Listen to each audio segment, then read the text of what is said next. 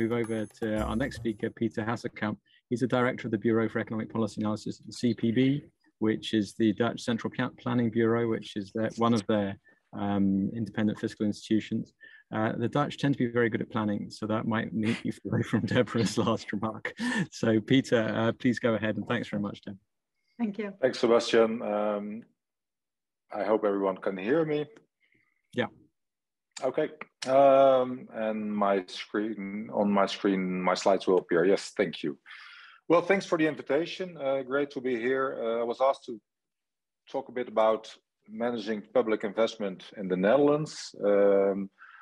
Basically, what we've learned from past experience, but also the plans we have for the future. There's a new government which just started in January, which has big ambitions in the field of public investment, and is also planning on establishing a number of funds which will manage public investment in the Netherlands. So this is what I plan to talk you through in the next 20 minutes or so. Well, briefly an introduction of the CPB. We're the counterpart of the Irish Fiscal Council, and our official name is Central Planning Bureau, but basically we are the Bureau for Economic Policy Analysis in the Netherlands. Then I'll give a brief overview of public investment in the Netherlands and how it relates to budgetary rules and the special position we have for public investment funds there. The new government and its policy challenges. The government, as I said, just started its new term in January, and some lessons from public investment funds and some, maybe you could say, recommendations for public investment and public investment funds. The next slide, please. So just briefly introducing the CPB, we have been around for 75 years, a bit more than that. Even so, we were established just after the war in a period where, well, of reconstruction, but also a period where central planning was en vogue, so to speak. But we never were really a central planning bureau. We basically, under our first director, Jan Thunbergen, was also the first Nobel Prize winner for economics, quickly became a government agency responsible for policy analysis, for forecasting, and economic analysis in a broad field, but not really for planning purposes, even though, of course, government plans can be based on our analysis and certainly on our forecast. We are part of the central government, but as an independent agency, we have a staff of about 100 researchers. We're also one of the two independent fiscal institutions in the Netherlands.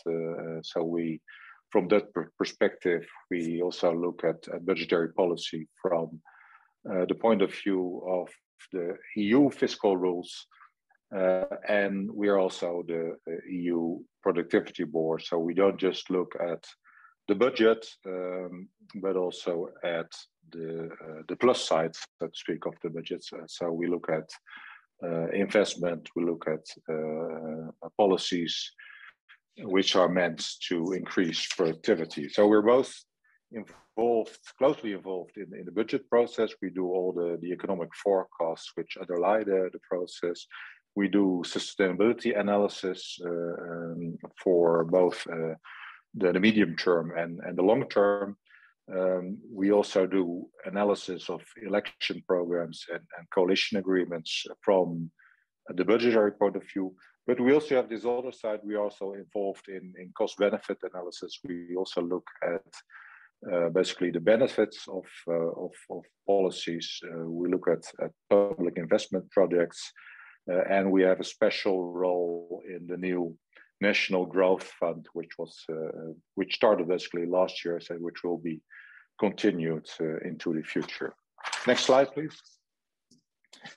So basically, just a brief, a quick look at government investment, public investment in the Netherlands. Here you can see the pattern for basically the last decades, and What of course is striking is that basically from the financial crisis in 2008, 2009, you see a decline in public investment, which basically also illustrates, I think, the arguments of the previous speaker that when there's fiscal consolidation, there's always a risk of especially of public investment taking a hit. And I think one of the striking features here also is that most of the decline was in investment by municipalities. And this was basically for two reasons. First, their budget is basically derived from the central government budget. So they were facing budget cuts, but also a large part of their investment is linked to housing, and of course, after the financial crisis in 2009, the Netherlands, like many other countries, had a housing crisis, which meant that there was a lot less building going on, and also a lot less public investment in things like roads, sewerage, and basically things which support investment in housing. So for this period, clearly investment has been, public investment has been pro-cyclical. In the times of low economic growth, recession, we've also seen low public investment. And you can also see that the total level hasn't fully recovered yet from its high point. If we move to the next slide, this basically illustrates the point of pro-cyclicality. You see that in most years from 1995, the change in government investment has had a positive link with the output gap. So basically, the black line illustrates the output gap, and you see that in years with a negative output gap, there tends to be lower public investment as well. So clearly, from this, you can see that the public investment has been pro-cyclical, which is bad, I think, for two reasons. Namely, first of all, there are costs involved, higher claim on resources and labor happens when these resources are already in short supply. So we can also see that in our figures that actually the cost of investment in infrastructure and other things is higher in years where there's of course a labor shortage or where there's scarce resources. So it raises the cost of public investment. And the other side, of course, is the macroeconomic side. It does not contribute to macroeconomic stabilization. On the contrary, investment is low at times that the economy would need higher investment. The next slide, please. So one thing to look at, and I think it also was mentioned by the previous speaker, is the way that public investment is treated in the budgetary framework. And of course, this has a European dimension, and there's a debate going on in Europe, as you're all aware of, on the future of the Stability and Growth Pact and the budgetary and the EU budgetary rules. And maybe we want to do things like introduce a green golden rule, but of course there's also a national side to budgetary rules, and these are the rules which are quite detailed that we have for the Netherlands and which have been in place basically since the mid-1990s, which is basically based on a 4-year multi-annual framework. Every new government coalition looks 4 years ahead and basically sets a path, a multi-annual budgetary path, and it also has a structured decision-making side, in the sense that budgetary decisions with budgetary consequences are taken in a relatively short period of time every year, basically in spring. So there shouldn't be new decisions on the budget, things that change the budget all the time over the year, but basically we try to make an integral evaluation of budgetary measures every spring within this 4-year multi-annual framework. And the framework basically is based on an expenditure rule, including tax expenditures, which basically sets a path for real expenditures based on a debt target and a long-term sustainability target. I'll say something more about this last figure later on. Of course, with an eye to the European rules in this sense. So the debt target and the deficit target are also derived from the European criteria. But national policies basically try to stick to this yearly real ceiling for non-cyclical spending, which is then allocated to different sectors within the government. So, for example, the healthcare sector, social security, and central government spending, and within central government spending to each government department. Tax measures also have separate ceilings where, of course, cyclical fluctuations in incoming taxes are allowed to affect the central government balance, but new policies basically have to stick to the targets and the 4-year path that is basically defined in the coalition agreement. And public investment is part of this. It has I'll say something more about it, that it has a special position in the sense that it's usually not part of the year-to-year expenditure ceilings, but it is part of basically the 4-year plan. So in setting the debt target and deriving the expenditure ceilings, we take account of the path for public investment. So we can move to the next slide. So there are several arguments for this special treatment, for a different treatment of public investment, which is, and there are two main arguments, I think. One is that you could call an argument of planning or smoothing, which also relates to the pro-cyclicality of investment.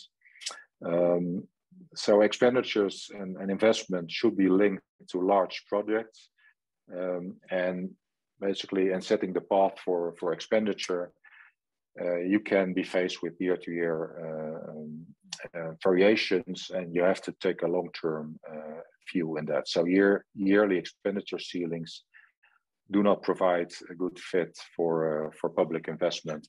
So there should be room for maneuver there.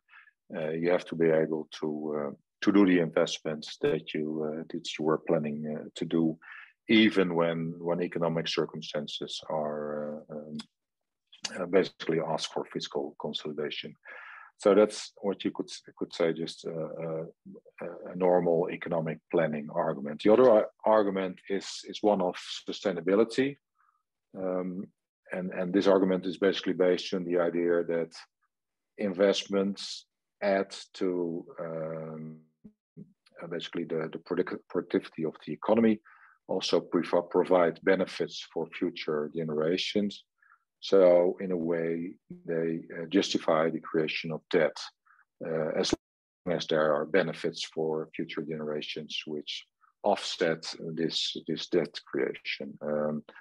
And I think if you look at the different types of public investment and public investment funds that we used to have in the Netherlands, this is the list of the funds that are already there or were there in the past.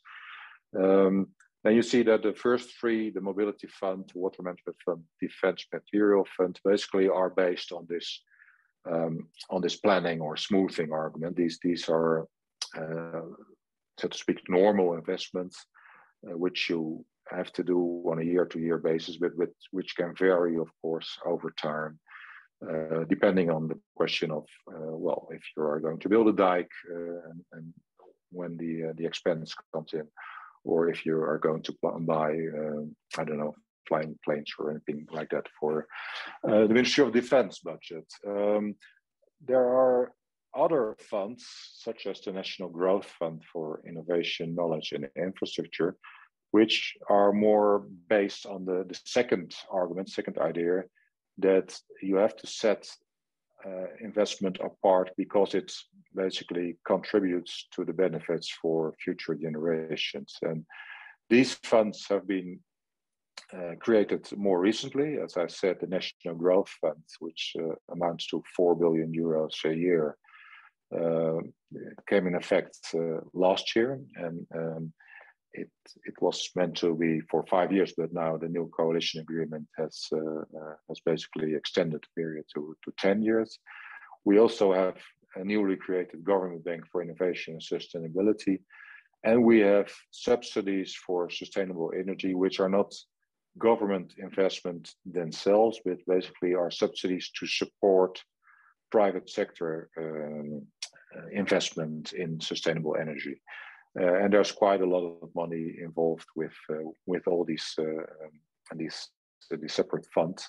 And of course, all these expenditures have a direct impact on the government deficit and on the EMU relevant government debt. On the right side, the picture you see basically our manual for judging the projects in the National Growth Fund, because as I said, the CPB has a role in basically looking at the projects that qualify for financing from the National Growth Fund. The next slide, please. So, as I said, a new government just started in January in the Netherlands, and of course, this government faces a number of challenges. In the first place, they take office at a time where there's substantial uncertainty for the economy as a whole and for future public finances. We are very unsure at the moment what's going to happen with inflation and interest rates in the near future. There's a debate going on about the European rules for deficits and debts. And of course, we're still in the middle of a pandemic, and it's unclear how that will affect the future performance of the economy in the Netherlands, but also in Europe. At the same time, this government is confronted with a number of policy challenges, especially if you look in terms of basically the environment. And so the challenges are in the field of climate and preventing climate change, the energy transition, which is linked to that, the housing shortage in the Netherlands, environmental pressures, especially from nitrogen, which basically kills biodiversity in the Netherlands, but also in the field of education. So there's a lot of wants or needs, public needs, and the government is faced on the one hand with a very uncertain budgetary situation, an economic situation, and on the other hand, these big policy challenges. And basically their solution to that, their way forward, has been to create earmarked funds for a temporary increase in public spending and especially public investment. And I'll say something more about the effects of that later, but this is what I have chosen to do. They, on the one hand, want to continue the Netherlands tradition of, well, I think frugal is the word, policies as regards to budgetary policy, but on the other hand, they want to increase public investment and to make room for that within the budgetary rules that we have. Next slide, please. So this slide basically is just setting the scenery on why these policies all come together in the field of basically space and environment. This basically says that in the Netherlands we have a lot of everything except square kilometers. So we have a lot of people, very high population density. Here we compare to Ireland, and we have also a lot of agriculture and animal farm density in terms of chicken, pigs, and cows. I think only in terms of sheep, the Irish beat us also in a relative sense. The Netherlands is the world's second largest exporter of agricultural products, and this comes from quite a small country in terms of square kilometers. So basically the message here, there's a fight going on for fiscal space in the Netherlands, and an important challenge to limit negative external effects of basically nitrogen, but also CO2 emissions on biodiversity and on climate. Next slide. So, as I said, the new coalition agreement basically rises up to this challenge and sets up a number of public investment funds in the field of climate and climate change, 35 billion euros, nitrogen reduction and the transition of agriculture, 25 billion euros, a housing fund for 7.5 billion euros for housing related infrastructure for 900,000 new dwellings, a science fund of 5 billion euros. And it's important to note that these are not really funds, not even budget funds in the classical sense, but basically this is an earmarked part of the budget for the next 10 years. So it's a promise from the government that they will reserve the budgetary means for these ends. They're also kept outside the normal budgetary rule that we have, but it's not a separate fund with a separate government yet. In some cases, maybe there will be a separate governance in the future. The old funds, which we already had for infrastructure, mobility, the Delta Fund for basically keeping our feet dry in the Netherlands, they are still there, like the National Growth Fund and the Defense Material Fund. But the new element from this government is that they have set a ceiling for the total of separate spending, from these separate budget funds. So on the one hand, there's a new fund systematic with earmarked budget. At the same time, you see there is still a need to incorporate the funds that we had, the investment funds, within the expenditure ceilings that are a key element in our budgetary rules. The next slide, please.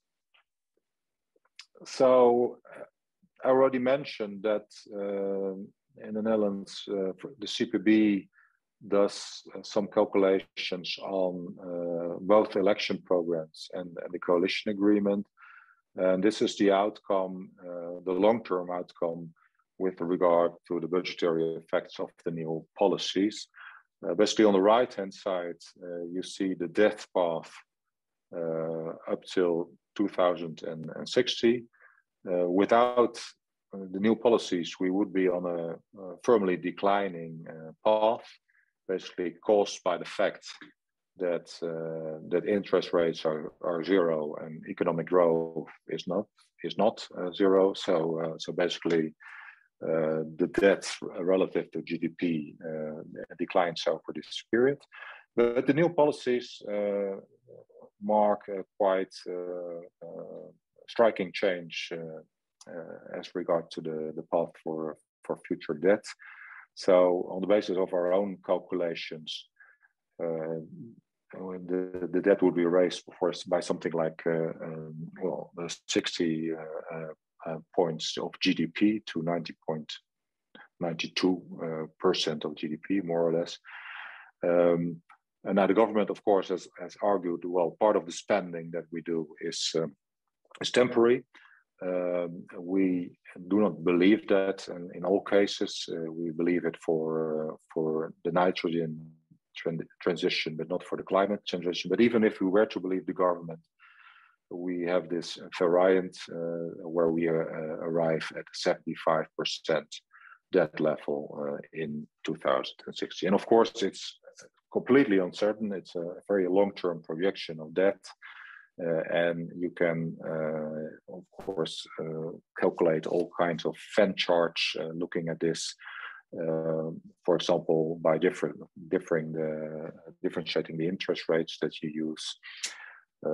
But the interest rate we use is already a very low one, basically 0, based on the current long-term infrastructure interest rate structure.